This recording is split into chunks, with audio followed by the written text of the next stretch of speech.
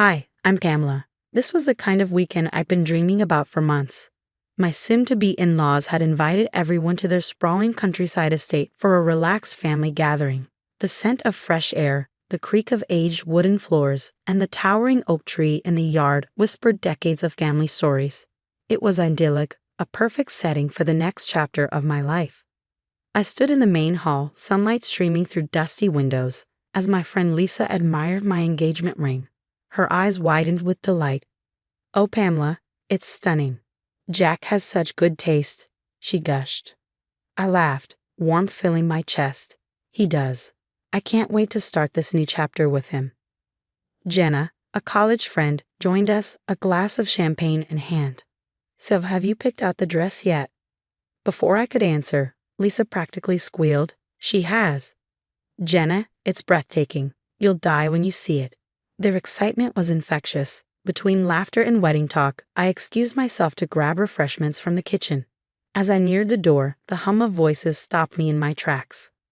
Clara and Beth, my soon-to-be mother-in-law and sister-in-law. My first instinct was to step in and say hello, but the sharp edge in their tone made me hesitate. "She's absolutely not fit for this family," Beth hissed. Clara sighed deeply. "I don't understand what Jack sees in her either, but what can we do?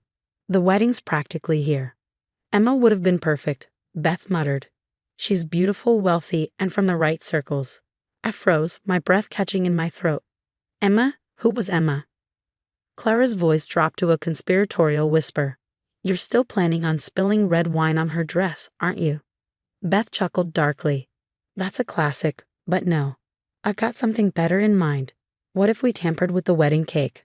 Imagine the chaos if everyone got sick." The calculated malice in her tone sent a chill down my spine. Clara mused, or perhaps I could chat with Mrs. Patterson during the ceremony. A little nudge about Pamela's past, and she'll create a scene for sure. Their laughter filled the kitchen, cold and cruel. My heart pounded, a lump forming in my throat. How could they? Why? Retreating silently, I returned to Lisa and Jenna, my face pale. They immediately noticed. "Pamela, what's wrong?" Lisa asked, her voice full of concern. I hesitated before telling them everything. Their reactions mirrored my own. Jenna's eyes flashed with fury. "Those witches. Who does that?" Lisa grabbed my hand, her grip firm. "We're not letting them get away with this, Pamela." A sense of determination settled within me. They think I'm an easy target, but they're in for a surprise. Our conversation stretched into the night, plans forming amidst the shock. I wasn't alone. Whatever Clara and Beth had planned, I had my friends by my side, ready to fight back.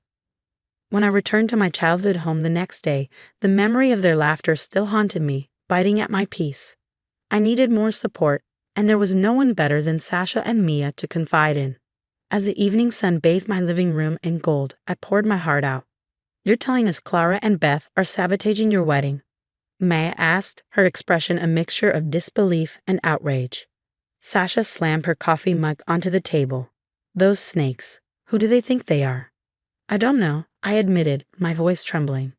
"What do I do? It's my wedding, and the thought of someone deliberately trying to ruin it." My voice trembled under the weight of betrayal. Mia took my hand, her eyes fierce with determination. "We're going to make sure they don't get their way. You're not facing this alone, Pamela. We've got your back. Always." We spent hours in Mia's apartment, strategizing. Sasha, ever the planner, had a notebook open, jotting down ideas. "All right, Pamela, we need a game plan," she said, tapping her pen. "If Clara and Beth are planning to pull something at the wedding, we'll need eyes on them at all times. We can take shifts to ensure they don't cause any mischief." Mia nodded. "And it's not just during the wedding. We need to be vigilant before it too. Your dress, the cake, everything could be a target." The next morning, over brunch at our favorite coffee shop, I filled Jack in. His expression shifted from confusion to disbelief. "My mother and sister? Really, Pamela? Are you sure?" "Believe me, I wish I weren't," I said, my voice quiet. "I overheard them at the house." Jack ran a hand through his hair, his brow furrowed. "Okay, I trust you. I'll keep an eye on them, but you're certain they're planning something for the wedding?" "I'm certain. Mia and Sasha are helping too." He sighed, his shoulders heavy with the weight of it all. "This is overwhelming." but we'll get through it. Together. Later that evening, the three of us dove into research at Mia's apartment. The warm glow of her desk lamp illuminated the scattered papers and open laptops. We combed through articles on wedding sabotage and scrutinized Clara and Beth's social media profiles. Sasha's eyes lit up with an idea. What if we gather evidence, like a recording of them plotting? It could come in handy if we need to confront them. It's risky, Mia agreed, but worth it. We just need to catch one of their schemes on tape. Armed with a discreet voice recorder, I visited Clara and Beth's house under the guise of a routine stop. Following Mia and Sasha's careful coaching, I planted the device where it would pick up their conversation. To our relief, it worked. The recording captured every detail of their schemes, including a new plan to switch the seating arrangements at the reception to cause chaos. Hearing their voices solidified my resolve. With this evidence, I felt a renewed sense of strength. To allies, Sasha said, raising an imaginary toast, and to ensuring your big day goes off without a hitch. The sun rose on my wedding day, its rays spilling over the beautiful garden venue. Fairy lights twinkled in the soft morning breeze. But instead of feeling nervous, I was determined. In the bridal suite, Sasha and Mia stood beside me in their elegant bridesmaid dresses. As I adjusted my veil in the mirror, Mia smirked, holding a glass of red wine. "Don't even joke with that," I said, giggling nervously. "Relax," Mia replied with a wink. "This isn't for you. It's for Beth." Moments later, Beth approached with a suspiciously sweet smile, a glass of red wine clutched a little too tightly in her hand. "Congrats, Pamela," she said, her voice dripping with insincerity. As she passed by, her arm swayed deliberately toward my pristine white dress. But Mia was quicker. She bumped into Beth just in time, spilling the drink all over Beth's pale pink dress instead. "Oh my. So clumsy of me," Mia said, her tone a perfect mix of mock apology and mischief. Beth's face turned a deep shade of crimson, matching the wine now soaking her dress. "Mia, watch where you're going." Mia smiled slyly. "Oops." I stifled a laugh as Sasha whispered, "Round one to us." But the battle wasn't over. Clara, elegantly dressed, moved among the guests, her voice soft but insidious. I noticed some guests casting furtive glances my way, their expressions uncertain. My Aunt Lisa approached, her brow furrowed. "Pamela, is it true what Clara's been saying about you?" I took a deep breath, ready to respond, but Sasha stepped in. "Don't believe a word, Aunt Lisa. Clara's been stirring the pot all day, and it's all nonsense." Relief washed over my aunt's face. I thought so. She seemed far too eager to share her gossip. Sasha made quick work of briefing a few other key family members, shutting down Clara's rumors before they could take root. The focus shifted back to the joyous occasion. The ceremony itself was magical. Under a canopy of greenery and twinkling fairy lights, Jack and I exchanged vows. Surrounded by the love of our friends and family, nothing else mattered. The sabotages felt like a distant memory. As the evening wore on and the reception came alive with music and laughter, I couldn't help but smile. Feeling just a touch vindictive, I discreetly played the recording of Clara and Beth's scheming for a few close family members. The range of expressions on their faces was satisfying. Shock, disgust, and disbelief rippled through the room. Jake, usually the family's light-hearted jokester, was uncharacteristically serious.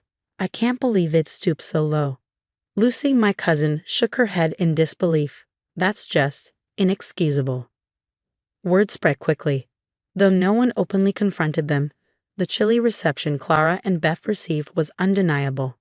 The once chatty pair suddenly found themselves ignored, avoided, and treated like pariahs in their own family gathering. Sasha leaned in, her voice dripping with satisfaction. "Justice served, Pamela, and in the best way possible." I smiled, feeling a lightness I hadn't felt in weeks. The rest of the evening was filled with dancing, laughter, and love. As Jack twirled me around on the dance floor, the worries and plots of Clara and Beth felt like a distant storm, leaving behind a breathtaking rainbow in its wake. The rhythmic sound of waves crashing against the shore mirrored the steady beat of my heart. Here I was in paradise, a stunning beach resort with Jack by my side. Sitting on the balcony of our honeymoon suite, a drink in hand, I let myself breathe in the beauty of the horizon stretching endlessly before us. Jack turned to me, his expression serious, tinged with regret. "You know, I've been thinking about everything that happened." Pamela, I'm so sorry I doubted you. I looked into his eyes, seeing the sincerity of his words. It's okay, Jack. I get it. It's hard to believe your own family would do something like that. He took a deep breath, his voice heavy with emotion. I'm just grateful you had the courage to stand up to them. Honestly, I can't imagine how our wedding would have turned out if it hadn't been for you and Sasha and Mia. A soft smile tugged at my lips. We do make a pretty good team, don't we? He chuckled, his tone lighter. That's an understatement. As we sat there enjoying the serenity, my phone buzzed with a new message. It was from Aunt Lisa. Hey Pamela, just wanted to let you know that news about Clara and Beth has spread. Most of the family is furious. Good on you for handling everything so gracefully. Enjoy your honeymoon. Soon after, more messages poured in from friends and family, some expressing shock, others admiration for how I had handled the ordeal. It seems Clara and Beth are finally getting a taste of their own medicine. I mused, scrolling through the messages. Jack nodded. They brought it on themselves. Actions have consequences. The rest of the day was blissful. We explored the resort, indulged in spa treatments, and savored exquisite cuisines. But the best part of it all was simply being with Jack, knowing we had weathered a storm together and emerged stronger. That evening, as we strolled hand in hand along the beach, the cool sand under our feet, I found myself reflecting on everything. The sting of betrayal, the anxiety of the unknown, the relief of having allies, and the sweetness of triumph. Each moment was like a bead on a necklace, threading together the story of our wedding. Jack squeezed my hand, pulling me out of my thoughts. What's on your mind? I smiled up at him. Just how lucky I am, not just for escaping Clara and Beth's schemes, but for having friends like Sasha and Mia, and for having you. He leaned in, brushing a kiss against my forehead. I'm the lucky one, Pamela. For your strength, your resilience, and the love you've brought into my life. We spent the rest of the night lying on beach chairs under a canopy of stars. The past felt like a distant memory, a storm we had overcome together. Raising my glass, I whispered a quiet toast to the horizon, where the vast sea met the endless sky. To us, I said softly. It was a toast to love, friendship, and the sweet taste of victory. What do you think? Do people like Clara and Beth deserve second chances, or are some actions unforgivable? Share your thoughts in the comments below.